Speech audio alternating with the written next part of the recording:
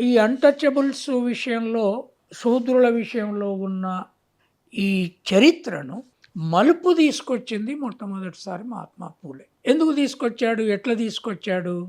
అసలు పూలే పుట్టేంత వరకే శూద్రులలో అంటే ఇలా ఈ తెలంగాణ, ఆంధ్రప్రదేశ్ లాంటి రాష్ట్రాలలో రెడ్లు కావచ్చు, కమ్మలు కావచ్చు, వెలమలు కావచ్చు, యాదవులు కావచ్చు, నేను షెపర్డ్ కమ్యూనిటీకి చెందిన కుర్మ కులం మాది. లేదా మహారాష్ట్రలో ధన్గర్లు, మరాఠాలు, పటేల్స్ వీళ్ళెవ్వరికీ చదువుకునే హక్కు లేదు. దేంట్లో లేదు? వీళ్ళివాళ నిర్వచిస్తున్న హిందూ రిలీజియస్ సిద్ధాంతంలోనే లేదు. అది లేదు గనుక వాళ్ళు వాళ్ళ జీవిత చరిత్ర ఇక్కడ రాసుకోలేదు. తర్వాత బ్రిటిష్ వాళ్ళొచ్చినంక గూడా వాళ్ళకి చదువుకునే హక్కు లేదు.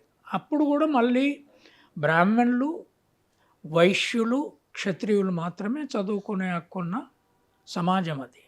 దీన్ని బ్రిటిష్ వాళ్ళొచ్చిన తర్వాత పూలే పట్టుబట్టి ఒక ఇంగ్లీష్ మీడియం స్కూల్‌కి పోయి బ్రేక్ చేశాడు.